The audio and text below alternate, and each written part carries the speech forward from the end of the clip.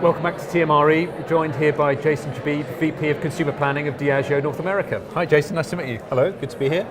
If we can start just talking about you and your role and what you're up to at the moment, it'd be great. Sure, so as you said, I'm the VP of Consumer Planning, so I look after the consumer planning function for the US and Canada, for Diageo. I came to this from a global role. I think I've got the best job in the whole of Diageo. It's obviously a fascinating time to be in marketing, and it's a fascinating time to be in this market because this is the largest market for Diageo in the world.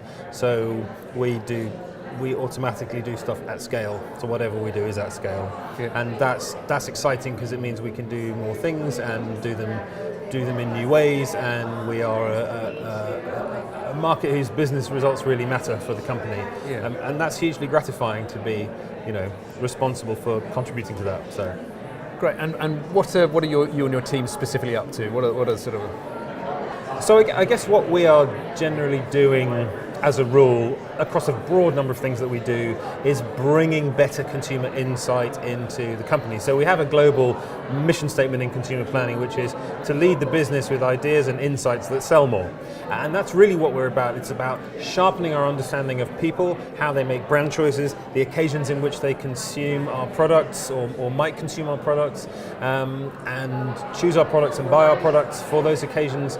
That really enables us to market to them better, more effectively and more efficiently. And we're in a fascinating time for being able to do that differently and do that in new ways.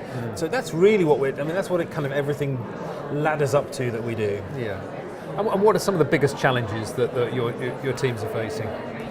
So I think one of the big challenges is to do with kind of the nature of research, and the closer you get to people, the less likely you are to get a really kind of accurate response from them. So one of our big challenges is, how do we do research without doing research?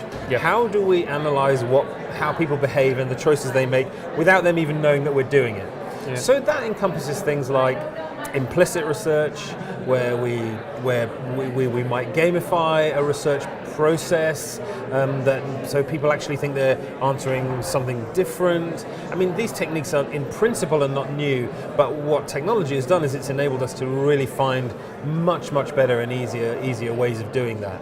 And also as well to bring kind of marketing theory into the company in a way that doesn't require you always to go out and reinvent the wheel in research, or just go, well, I don't know the answer, because actually you have many answers in our archive. So technology is enabling us to marshal all those answers to find something that we kind of already know really, and not reinvent the wheel each time. So it's kind of that's one of the big things that we're doing as a function. Yeah. And you've just given us a talk on leadership. Yeah. Talk us through the sort of the hypotheses or the thoughts within that. So fundamentally, historically there's been a kind of layer of leadership that has led companies, through time. But actually, when you actually analyze it, not a huge proportion of those leaders are actually very strategic or behave very strategically. There are many good tacticians, there are many good visionaries, but it's a surprisingly low number of leaders. And one of my kind of hypotheses and one of my passion points is, how can strategists and planners become leaders? How can we take more leadership on ourselves? And what are the benefits of doing that?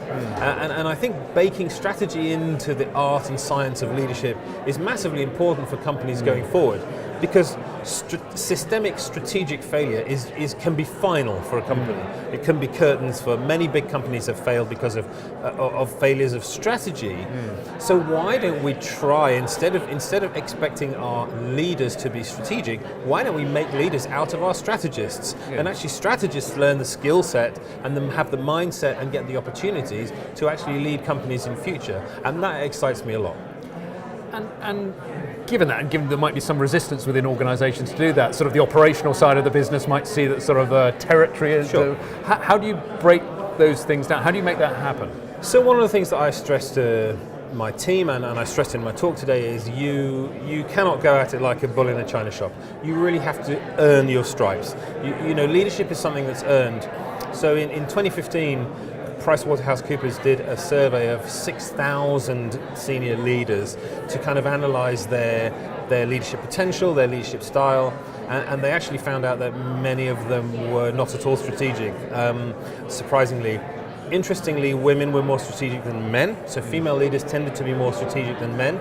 But the other big pattern that came out of that study was the older the leader, the more likely they were to be strategic. So it's got a lot to do with experience, which is why I don't think this is a change that will be rushed or can be rushed. Yeah. It's something that has to be worked on over time.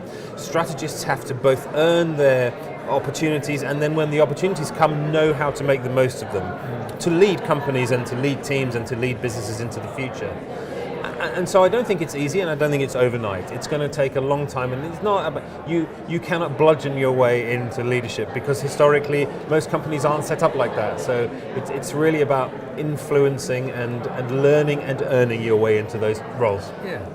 And finally, as we look ahead to 2019 with another year of unprecedented change, if you had to give one bit of advice to your teams going into that year, what would it be? Wow, okay, that's a big question. I would say hold your nerve.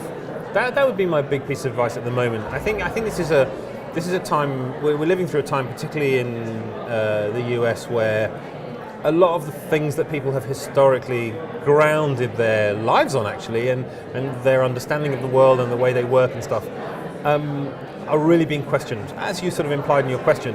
And I think the hardest thing to do at times like that is to both stay steady and hold your own beliefs firm. But your own beliefs ultimately are the things that will kind of get you through to the other side of this change and to the kind of water, the clearer water and the calmer water that definitely lies beyond every big period of change. So just hold the line, hold your nerve, and stick to what you genuinely believe. Great. Jason, thank you very much. My Appreciate the pleasure. time. Cheers. Very Thank good. you.